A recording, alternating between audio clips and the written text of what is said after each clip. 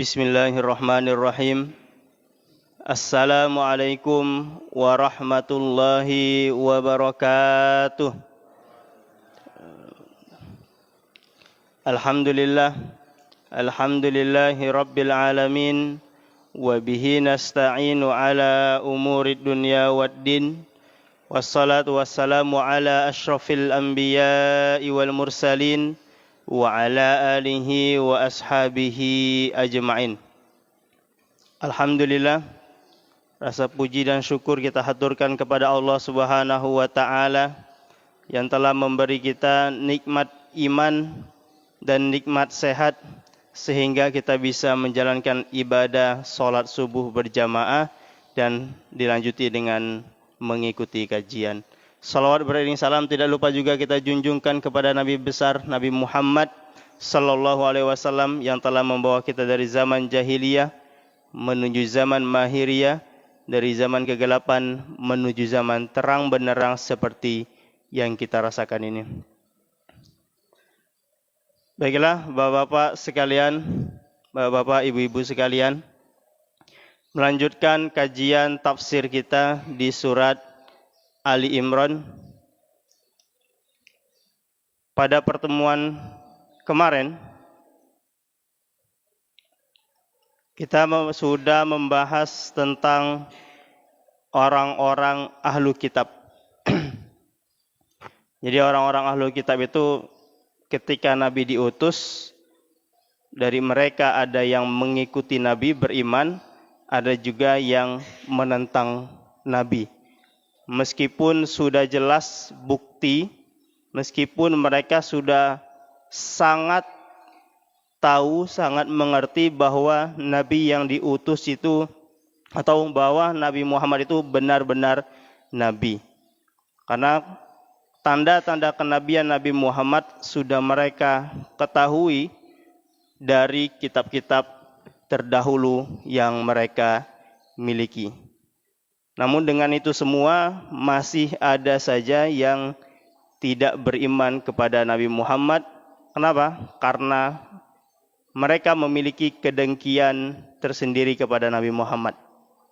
Karena mereka berharap Nabi itu diutus dari Bani Israel, dari kalangan ahlul kitab.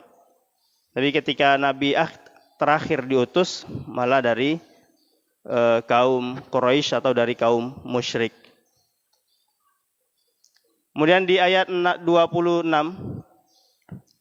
Allah Subhanahu wa taala memberi bisyarah atau kabar gembira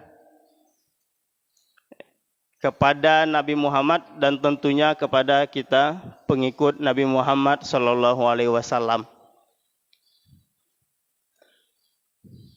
Ayat 26 surat Ali Imran berbunyi, Qulillahumma malikal mulki tu'til mulka man tasha'u wa tanzi'ul mulka mimman tasha' wa tu'izzu man tasha'u wa tudhillu man tasha' biyadikal khair innaka ala kulli syai'in qadir. Di ayat 26 Allah bersabda, Qulillahumma malikal mulki, katakanlah wahai Nabi Muhammad. Dan ini termasuk bisyarah, kabar gembira dari Allah Subhanahu wa taala. Katakanlah wahai Nabi Muhammad, ya Allah yang Maha memiliki segala kekuasaan. Tu'til mulka man tasha, engkau memberi kekuasaan kepada orang yang engkau hendaki. Baik kekuasaan beriring dengan kenabian ataupun hanya kekuasaan. Ya Allah Subhanahu wa taala, jadi kita ini umat Islam memiliki Tuhan yang memiliki kekuasaan. Dia akan memberi kekuasaan bagi orang yang Dia kehendaki. Begitu juga sebaliknya, wa tanzi'ul mulka mimman tasha. Engkau ya Allah mencabut kekuasaan dari orang-orang yang engkau kehendaki. Ya, jadi kekuasaan itu di tangan Allah Subhanahu wa taala. Wa tu'izzu man tasya'u wa tudhillu man tasya'. Ya Allah, engkau juga menjadikan seseorang menjadi mulia Begitu juga sebaliknya, engkau juga menjadikan orang menjadi hina, engkau menjadi hina orang-orang yang engkau kehendaki. Jadi di ayat 26 ini menegaskan ya, kepada kita bahwasanya kita seorang Islam, seorang Muslim itu memiliki Tuhan yang maha segalanya, yang maha penentu kemuliaan atau kehinaan kita di dunia ini. Jadi ini isyarat dari Allah, jangan takut, berbahagialah menjadi orang Muslim karena engkau memiliki Tuhan yang maha segalanya. Yang maha segalanya. Jangan takut keadaan kita sekarang di bawah. Mungkin di masa depan nanti Allah akan mengangkat derajat kita. Jangan takut usaha kita, jabatan kita rendah. Mungkin di masa depan nanti Allah angkat jabatan kita. Allah beri kemuliaan kepada kita. Nah, itulah janji Allah Subhanahu wa taala untuk orang-orang Islam, Muslim. Kemudian Allah Subhanahu wa taala berkata, biyadikal khair. Katakanlah juga wahai Nabi Muhammad, kebaikan hanya di tangan Allah Subhanahu wa taala. Kebaikan hanya di tanganmu wahai Allah Subhanahu wa taala. Nah, di ayat 26 ini Allah Subhanahu wa taala juga mengajari kita tentang beradab kepada Allah Subhanahu wa taala. Di sini dikatakan biyadikal khair. Kebaikan itu hanya darimu ya Allah. Hanya di tanganmu ya Allah. Kalau kita telaah yang dari Allah Subhanahu wa taala atau yang kehendak Allah, sesuai kehendak Allah itu bukan cuma kebaikan. Tapi keburukan itu juga atas kehendak Allah. Tapi di di ayat 26 ini Allah hanya mengatakan semua kebaikan itu atas kehendak-Mu ya Allah. Kenapa demikian? Karena yang pantas kita sandarkan kepada Allah Subhanahu wa taala itu adalah kebaikan saja. Artinya keburukan kita tidak boleh menyandarkannya kepada Allah Subhanahu wa taala. Di ayat lain juga Allah menegaskan apa-apa yang kebaikan yang datang kepadamu maka itu dari Allah. Tapi keburukan yang datang kepadamu maka itu dari dirimu sendiri. Nah, maka ketika kita melakukan kebaikan atau kita memperoleh kebaikan, maka balikkanlah atau sandarkanlah kebaikan itu kepada Allah Subhanahu wa taala. Dan ini adab kita kepada Allah Subhanahu wa taala. Contohnya kita sholat subuh. Ketika kita sholat subuh atau melakukan ibadah atau menerima nikmat, maka jangan sampai kita sandarkan ibadah tersebut, nikmat tersebut kepada diri kita. Alhamdulillah aku berprestasi. Kemudian kalau misalkan aku udah berusaha pasti aku udah dapat ini. Kalau aku tidak bukan karena usaha aku maka aku tidak melakukan ini, tidak. Tapi untuk kebaikan kita sandarkan kepada Allah Subhanahu wa ta'ala. Kita sholat subuh, ya Allah sholat subuh ini karena bimbingan-Mu. Ya Allah aku melakukan puasa Senin Kamis ini karena bimbingan-Mu. Jadi untuk kebaikan kita sandarkan kepada Allah. Kalau untuk keburukan maka kita sandarkan kepada diri kita.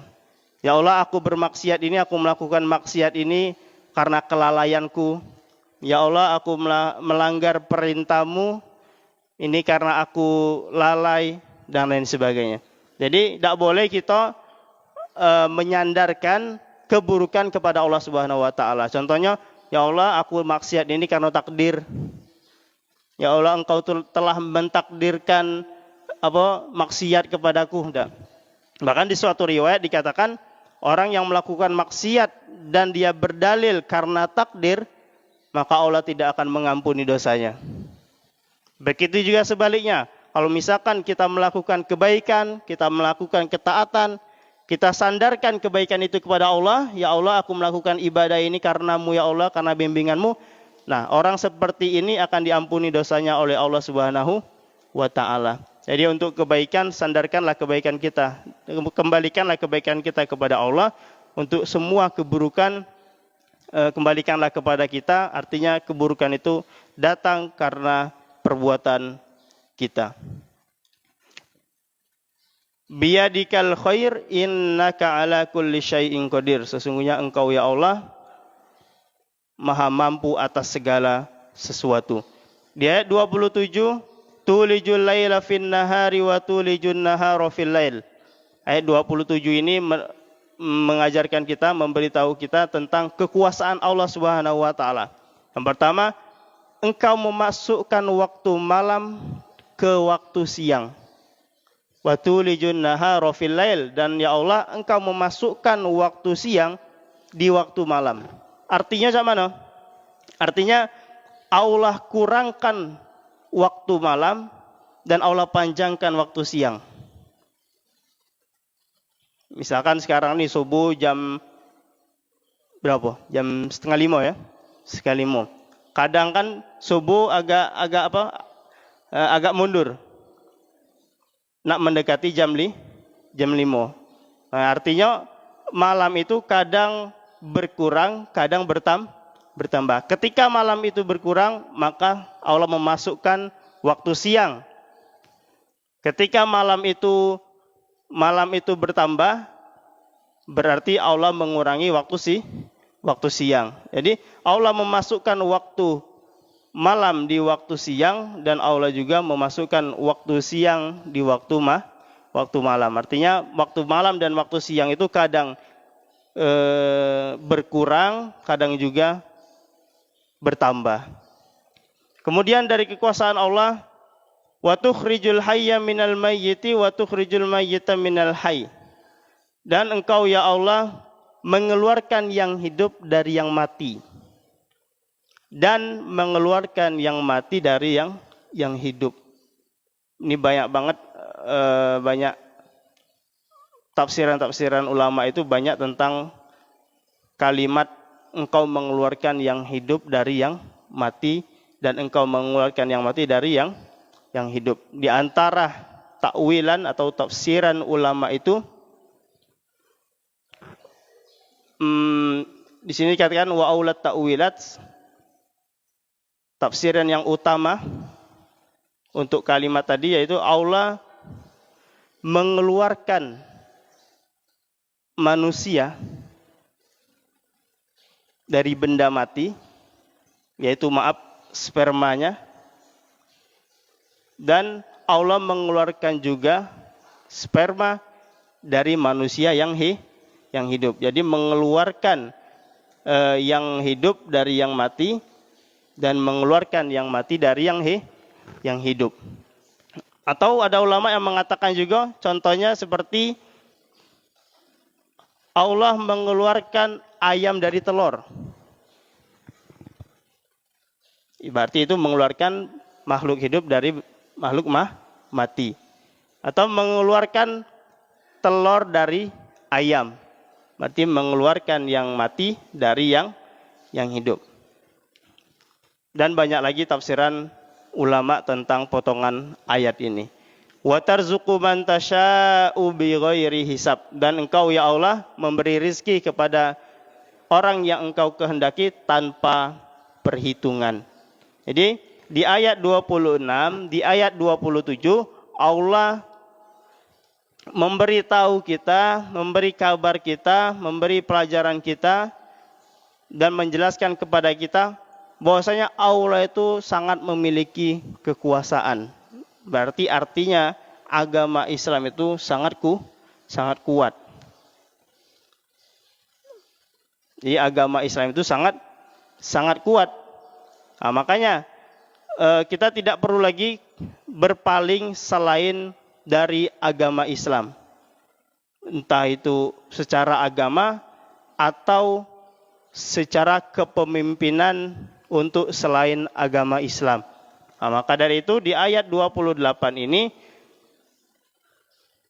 ada larangan dari Allah Subhanahu wa taala. Jadi seakan-akan Allah sudah ngomong, orang Islam agamamu itu kuat, engkau memiliki Tuhan yang maha kuat dan engkau memiliki umat-umat yang sangat kuat, maka jangan pernah engkau berpaling kepada musuhnya Allah Subhanahu wa taala. Di ayat 28 Allah berkata, la yattakhidhul mu'minuna al-kafirina awliya'a min dunil mu'minin.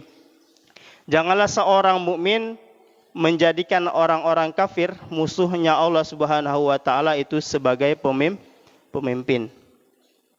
Dan sampai kita menjadikan seorang musuhnya Allah sebagai pemimpin. Wa may yaf'al dzalika falaisa minallahi fi syai'in illa an tattaqu minhum tuqah. Barang siapa yang masih melakukan itu, maka dia tidak mendapatkan apa-apa dari Allah Subhanahu wa taala. Jadi sudah cukup pemimpin itu dari orang-orang Islam, jangan sampai kita menjadikan orang-orang kafir sebagai pemimpin. Karena mereka adalah musuh Allah Subhanahu wa taala.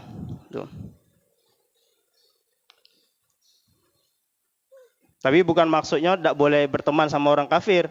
Ya, kita tetap berteman sama orang-orang selain Islam. Yang tidak diperbolehkan adalah menjadikan pemimpin. Wa may yaf'al dzalika falaysa minallahi fi syai'in. Barang siapa yang melakukan itu, maka dia tidak akan mendapatkan apa-apa dari Allah Subhanahu wa taala illa an tattaqu minhum tuqah. Tapi ada pengecualiannya. Boleh kita menganggap orang kafir itu pemimpin di satu keadaan, yaitu apabila kita khawatir akan diapa-apakan oleh mereka, akan disakiti oleh mereka. Contohnya ketika kita berada di negara yang mayoritasnya orang kafir. Kalau misalkan kita tidak ikut orang kafir, pemimpin kafir, maka kita dibunuh, kita disiksa. Nah, dalam keadaan ini boleh kita mengatakan orang kafir itu pemimpin, tapi hanya sebatas lisan saja. Sebatas lisan, tapi hati kita masih mengingkari. Ya, jadi kalau keadaannya darurat, kalau kita tidak menganggap dia pemimpin, kita tidak mengucapkan dia sebagai pemimpin, kita kena bunuh misalkan, atau disakiti, disiksa, maka kita boleh menganggap dia itu pemimpin dengan catatan hanya sebatas lisan saja. Adapun hati kita tetap mengingkari kepemimpinan mereka. Itu. Wa may yaf'al dzalika falaysa minallahi fi syai'in illa an tattaqu minhum tuqa wa yuhadzirukumullahu nafsah. Dan Allah memperingati kalian dengan azabnya yang sangat pedih kalau misalkan kita menjadikan mereka sebagai pemimpin. Karena bahaya kalau misalkan ada orang muslim yang menjadi dekat sama orang kafir, kemudian menjadi budaknya, kemudian dia jadikan dia pemimpin, maka yang ada orang muslim tadi akan menyebar asror atau rahasia-rahasia orang-orang muslim kepada pemimpin dia yang kafir tadi. Wa yuhadzirukumullahu nafsah, dan Allah Subhanahu wa taala memperingati kalian dengan azabnya yang sangat pedih. Wa ilallahi masir, dan kepada Allah lah tempat kita kembali. Qul in tukhfu ma fi sudurikum aw tubduhu ya'lamullah. Katakanlah Nabi Muhammad, apa yang kalian simpan di dalam hati dan apa yang kalian tampakkan, apalagi yang kalian tampakkan, pasti Allah mengetahui. Ini ada kaitannya dari ayat tadi itu. Ya, kalau misalkan kita tidak di lisan kita tidak mengatakan orang kafir itu pemimpin, akan tetapi di hati kita menganggap dia pemimpin, atau di belakang orang-orang mukmin kita bermain atau bermuka dua. Di depan orang-orang mukmin kita mengatakan mereka adalah musuh, tapi di belakang orang-orang mukmin kita menganggap mereka sebagai pemimpin. Ketahuilah hal yang apa yang di dalam hati kita itu diketahui oleh Allah Subhanahu wa taala. Ini seperti orang-orang yang munafik. Jadi orang munafik itu menampakkan keislaman tapi menyembunyikan kekafiran. Wa ya'lamu ma fis samawati wa ma fil ard, dan Allah Subhanahu wa taala mengetahui apa-apa yang di langit dan apa-apa yang di bumi. Allah mengetahui semua kejadian apa yang di langit dan apa yang di bumi. Bahkan daun jatuh pun diketahui oleh Allah Subhanahu wa taala. Wallahu ala kulli syai'in qadir. Dan Allah Subhanahu wa taala Maha mampu atas segala sesuatu. Yauma tajidu kullu nafsin ma 'amilat min khairin muhdara. Pada hari kiamat semua orang nanti akan ditampakkan kebaikan yang dia lakukan di dunia.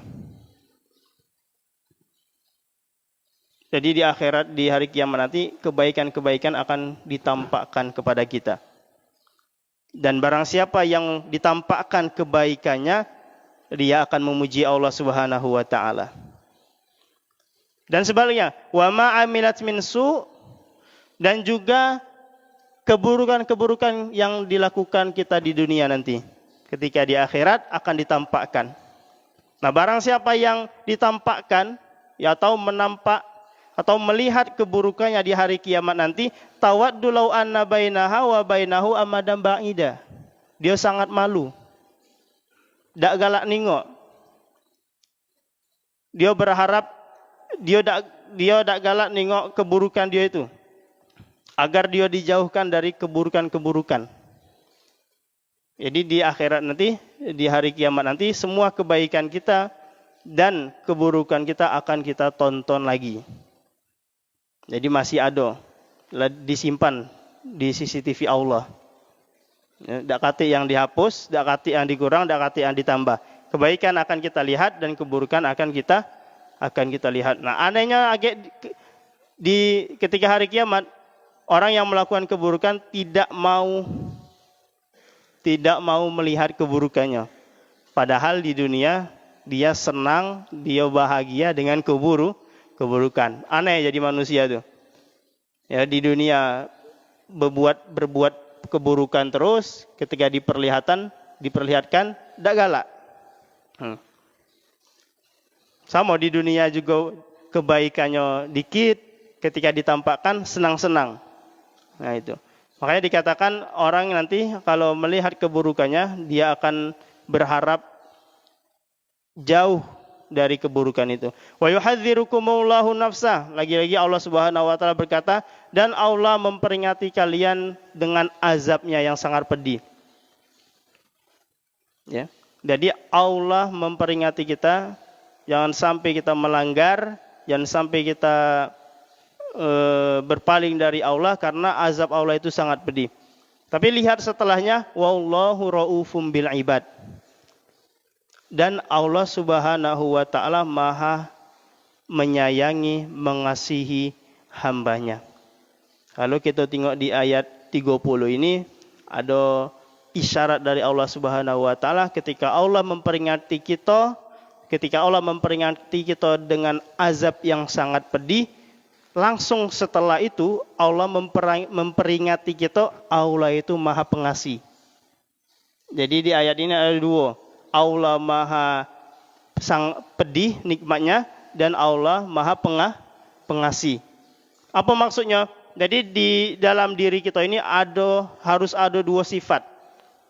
Yang pertama sifat takut. Makanya Allah Subhanahu wa taala memperingat kita dengan azab yang sangat pedih. Biar apa? Biar kita takut. Yang kedua, Allah memperingati kita, Allah itu sangat mengasihi hambanya. Agar apa? Agar kita ini ada sifat berharap atas nikmat Allah. Kita takut. Ya, sifat takut itu akan membuat kita menjauhi maksiat. Sedangkan sifat berharap itu akan membuat kita tidak berputus asa dari rahmat Allah, dari ampunan Allah Subhanahu wa taala. Ya, jadi maksudnya, wahai hambaku, engkau takutlah kepadaku Jangan engkau lakukan maksiat karena azabku sangat pedih. Tapi kalau engkau sudah terjerumus dalam maksiat, jangan sampai engkau berputus asa dari rahmatku, jangan sampai engkau berputus asa dari ampunanku.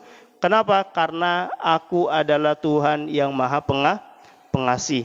Jadi di diri kita ini harus ada dua sifat, sifat takut dan sifat berharap kepada Allah. Sifat takut agar kita menghindari maksiat, sifat berharap agar kita ketika melakukan maksiat, ketika kita banyak dosa, kita tidak berputus asa dari rahmat Allah Subhanahu wa taala. Jangan sampai saking banyaknya dosa kita berpikir saking banyaknya dosa kita ngomong, ya Allah, aku ni caknya tak bisa lagi diampuni. Banyak orang cak itu. Dia tak pernah solat, dia tak pernah puasa sebelumnya. Akhirnya apa? Akhirnya sengaja tak solat, sengaja tak puasa. Ngomongnya apa? Ay, aku ni lah berdosa nian. Lah tak bisa lagi diampuni oleh Allah. Nah, ini adalah salah satu tanda berputus asa dari rahmat Allah Subhanahu wa taala. Tapi ingatlah, sebanyak-banyak apapun dosa kita, masih tetap rahmat Allah lah yang paling luas. Seluas apa dosa kita, rahmat Allah dan ampunan Allah lebih luas. Wallahu alam bisawab. Semoga materi hari ini bermanfaat di dunia akhirat. Kalau ada salah mohon maaf, sama-sama kepada Allah kita mohon ampun. Akhirul kalam. Wassalamualaikum warahmatullahi wabarakatuh.